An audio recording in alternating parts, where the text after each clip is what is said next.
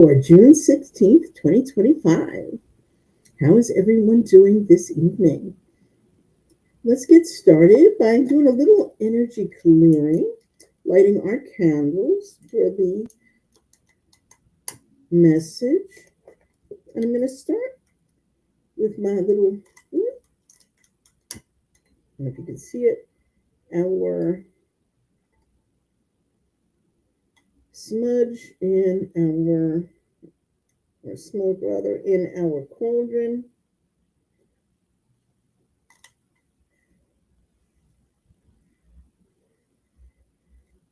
That's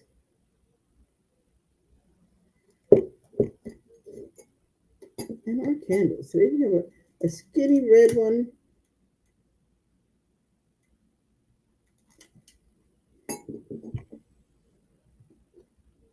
and a skinny black.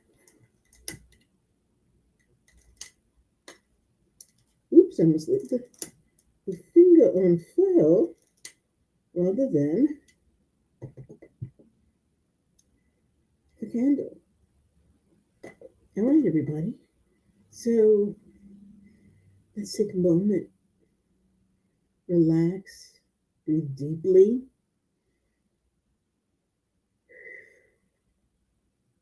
Let the smoke clear our energy field, starting with our spiritual body. It's all the way out. Moving closer to our mental body,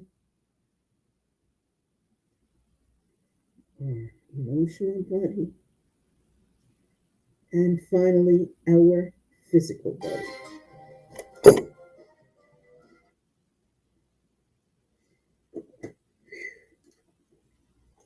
Thank you, thank you, thank you. So I don't know how everyone has been this week. However, this has been an interesting week for me. And I came to realize that as June 16th comes forward, that we are more or less reaching the midpoint of our year. That's kind of amazing to think of, that we are now halfway through 2025. Now, I know a lot of people may be feeling as if 2025 has seemed like it has gone on for 5 years all by itself. And that may be true. However, we really have only been 6 months into 2025. And it has been such an interesting year. It has been a year of so much change and craziness and protest and more craziness going on. So it's time now, I think, to examine for ourselves our own personal 2025 and where we stand at this midpoint of the year. And we can ask ourselves the questions, we can look at where we thought we would be for 2025 and where we are now in 2025 and recommit to those things that we set out to do in 2025, those things that we have actually accomplished, and those things that we have yet to accomplish. Or maybe we recognize that the path that we were on is no longer a path that we wish to stay on. So, right now, the thing to do is to clear the day's energy. And in order to recommit to our sacred radiance, we want to just put our hands on our womb for a minute and connect with that energy.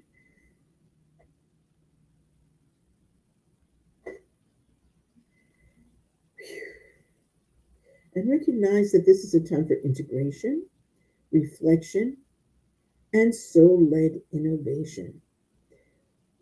We received the insights of the full moon that just passed. And you may want to reflect a little bit on what did the full moon have to say to you. Okay? We know that this is the midyear. It's the time for a realignment just before the summer solstice, which is coming on the 20th. So that everything that is happening right around now is a portal of light, abundance, and feminine radiance. It's a threshold moment. Something is not quite ending, something is not quite beginning, but it's the perfect time for deep, womb centered reflection and intentional course correction. So here we go. One of the things that we know about being in divine feminine flow is that we have abandoned that kind of hustle culture where we are moving every moment, where we are, you know, going without honoring cycles of rest, of relaxation, of planning. We need to do all of these things in their own time and in their own season because we are not meant, to leap kind of from full moon to full moon, always in action, right? We know that the waning moon reminds us to integrate before we initiate new manifestations at the new moon. So let's take a moment and just reflect. What have you learned in the first half of the year? What spiritual, emotional, or energetic lessons have emerged? And I know for myself, I started out this year kind of on a low point. And there were a lot of things going on for me in my own personal life that, I needed to find a way to deal with. And one of the things that I recognized about myself was that although I do a lot of work online, I had not been out there in the world doing a lot of work since perhaps, even the beginning of the pandemic. I'd really been just too much into myself. And there is a time for solitude, but that time is not always. So one of the things that I had to reflect on for myself is the ways that I wish to get back out into the world, both doing work, attending other people's work, supporting other people in their work, and also in developing my own work going forward. And I was asked recently, did I want to? Well, I said I would speak at an event, but they said, "Well, do you want to do any healing work?" And I was like, I haven't done any healing work that has not been um, distance work in years. So I was like, yeah, I'm going to drag out my table and I'm going to invite women, because it's a women's event, women to come and sit underneath a womb grid and really expand their creative and their womb energy so that they can go out and do what they need to do in their life. Because we all create our own lives from our own, creative well. And if that well is not fed, then we're not really creating anything too much in our lives. We can be stagnant and stuck. And that's part of the reason why I recognize in myself that that's where I was getting. I was helping other people get unstuck from what they were doing, but I was getting stuck in what I was doing and where I was, the place where I was getting stuck there. So it was time to really move on and get back out in the world and enjoy myself out in the world once again. Okay, and to be honest with you, part of the reason why I stopped going out in public was because I was around so many people in my family, all of whom were immunocompromised. So if I go out in the world and I come over to you, then I'm bringing with you, bringing to you all the other places that I've been, and increasing the likelihood that I'm making someone else ill. But as we are really pulling away from a lot of the the panic of the pandemic, right? I can let that go now because first of all, the people that in my family that were immunocompromised are now immunocompromised to the point where they don't see people, so that I can't be bringing something home to somebody else. So I can feel much freer to know that I can venture out back among the people without it really bringing stress or strife to myself or anybody else. So Alexis, look forward. I think the event in October, I will definitely have my table out, and I would definitely invite you to come and sit under my healing grid for some great womb activation. Okay, so that is something that I have learned about myself this year, this first half of the year. So, what's something you've learned about yourself in this first half of the year? What's something that you have discovered about where you thought you would be or what you thought you might want to be doing with yourself at this time of the year? Okay.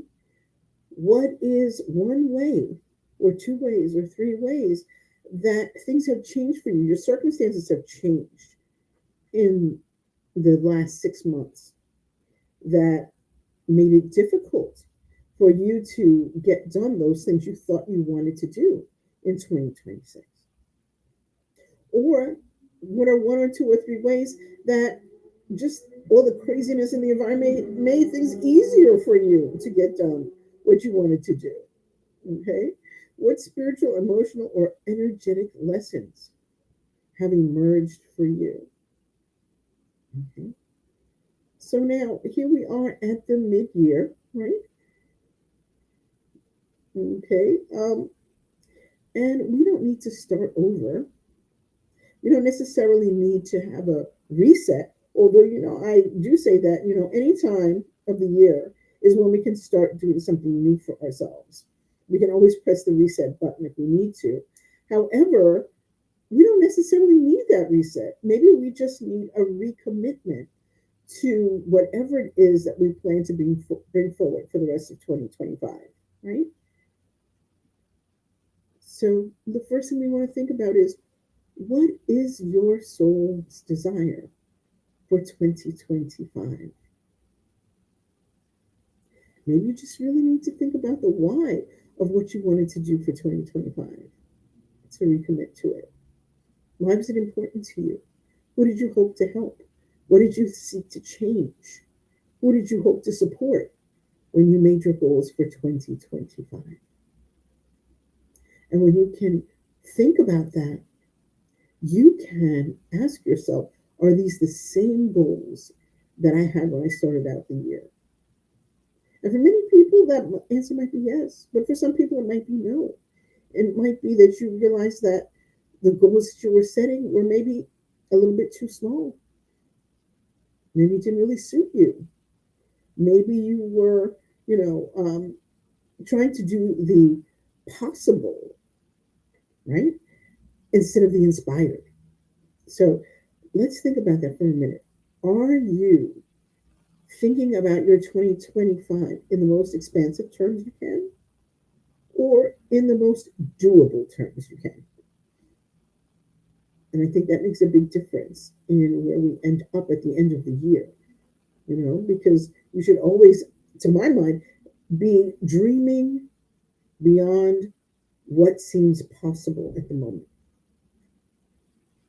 Okay. So you may not always get what you aim for, but if you don't aim high, then no matter where you land up, you're likely to be disappointed. You're likely to be disappointed. So let's think about our soul's desire. Let's put it in our hand. Can you feel in your hand, in your right hand, and put it on your heart? Okay. And so let's ask ourselves the following questions: what dreams that we had still matter? Think of that as you have your hand on your heart. What vision is still burning in your womb? What is that burning desire that you have for 2025? Right? So we want to use this womb wisdom as a compass to guide us toward what we should be continuing to do, what we should be recommitting to in 2025. So let's put our hand on our womb. And in your mind, I want you to take a second and just re-listen to your own words about what you wanted to get done in 2025, what your dreams were for 2025.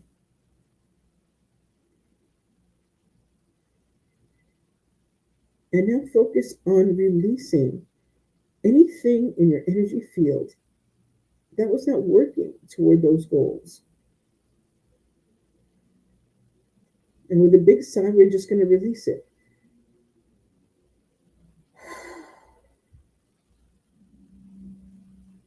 Let it go.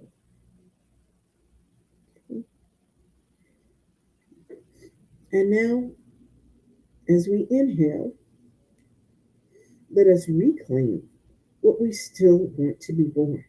So inhale and fill the belly with all the goodness of the universe. Hold it and release. One more time in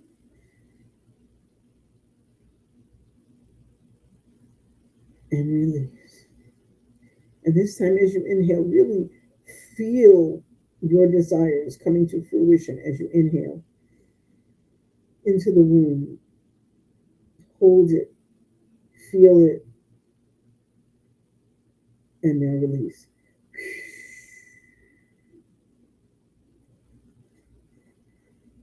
Okay. So now the next thing that we really would love to do is to prepare ourselves for the solstice that is coming up in just 4 days. And the solstice always has to do with the position of the sun. That's what solstice, right? Unlike the equinoxes, which are times when the night and the day are equal, right? Like the which we get like the vernal equinox, right? I used to love that term when I was younger. Um, that's when the night and the day are equidistant. But now we're going to have the summer solstice, and what the solstices are about is um, the kind of the opposite of the equinoxes because these are days off kilter, where either the day is way longer than the night or the night is way longer than the day. And in a weird way, we call it's the summer solstice, but we tend to get less and less sun as the calendar progresses. When we get the in the winter, we it seems like we get less and less sun, but we actually get more and more sun. So it's kind of a paradox of uh, of how much sun we get all the time. But now, with the summer solstice, the days are going to be getting shorter and shorter and shorter, and the sun becomes more and more and more precious to us. Okay, so now you can ask yourself on this solstice, what light do you want to bring into your life for the second half of the year? Right? What do you want to illuminate in your life for the second half of the year? And this is where our recommitment comes in, right? Where we are saying exactly what we wish to keep working on for the rest of the year. So, what is important to you right now? What is important to you economically, spiritually, physically? What do you want more of in your life right now? And we can recommit to bringing those things into our life the second half of the year. Just because we've reached that halfway point doesn't mean it's like all downhill from here. No, that just means that we still have a full half of the year to create whatever it is that we desire to bring in right now. So I want you to put one hand on your heart, one hand on your womb.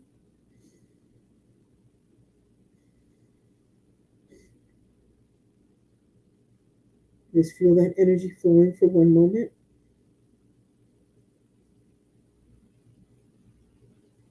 And as you think of those things that you wish to illuminate for the second half of the year, think to yourself, say to yourself, I align with my light.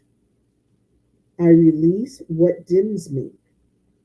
I recommit to the radiant woman I came here to be. I align with my light. I release what dims me. I recommit to the radiant woman I came here to be. I align with my light. I release what dims me. I recommit to the radiant woman I came here to be. And remember, we all came here to be radiant, to be powerful, to be purposeful, to live in joy and happiness, to live juicy, important, wonderful lives, whatever stage of life we're in. I know sometimes it's easier to feel this as a truth as a younger woman who maybe has not been knocked down by life so much. But as we get more seasoned in age and with experience, sometimes life has dealt us a few blows that we feel like, well, maybe I'm not supposed to shine. Maybe I'm not supposed to be radiant. Maybe I'm not supposed to be, you know, hanging out there in the world. I'm supposed to be, you know, in solitude in my house, like I was thinking earlier this year. Maybe it's time to re examine the woman that you are and the woman that you can be, and allow your own natural luminosity to come forward and allow you to shine in whatever endeavor it is that you decide to do, that you decide is important to you, that you decide is worthwhile in your life, and that is your true purpose on this planet to bring forward. So I thank you for being here with me tonight. Um, and I want to talk with you about one other thing that I have going on before we go. But I do want to be in gratitude for the work that you just did before we go on to the next topic. And that is that I will be opening the cart, I guess you'd say it, for my Cracking the Creativity Code program that really is all about enhancing and delving into your own creative nature as a woman. And really, what the course is about is opening yourself up to this beautiful part of your soul. The most, and as I see, the most important thing that we do on this planet is to create new, innovative, fresh ways of being, doing, thinking on the planet. That is the work of the goddess. And so, within this program, we start by connecting you with your own personal muse, your own goddess that wishes to work with you right now, your own creativity goddess that wishes to work with you to help you expand and open up to your own creativity. Then we talk about the second part is what I call stalking your story. And I really envisioned this when I was doing as when I was a fiction writer, and but we are all looking for a story, whether we are writing, whether we are just people being out there in the world telling our own life story, whether we are singers, dancers, actors, accountants, whoever, right? We are all trying to tell the story of our own lives. But a lot of times we do not understand just how important it is to open ourselves up to the grandest story that we can tell for ourselves. And we think that, well, any little story will do for us. And most of the time, we can really expand who we think we are and who we are here to help and what we're supposed to be doing on the planet. And then the third part is really, um, in a sense, a kind of not soul recovery, but a different kind of soul retrieval where we are really trying to find those creative parts of ourselves that have gone missing or stolen, strayed, whatever, and reclaiming them and bringing them home so that our creative body is is full of our own vital and natural and innate creative energy. So that is our goal for those. It's a basically a 3 week program that is a do-it-yourself program, and I will be holding on June 30th kind of a little um, exploratory session where I tell you a little bit more about why the elements of creativity that we talk about in the program are so important, and why is it that enhancing those creative elements can really bust open your creativity, turbocharge whatever it is that you're trying to create, even if it's just your own life. So I hope I will see you on the 30th. I'll tell you more about it as we get closer to it. And I will put information about it in the comments for this post. And I will see you soon. Thank you so much for joining me again. And I will see you next week for our Moonday message. Bye bye.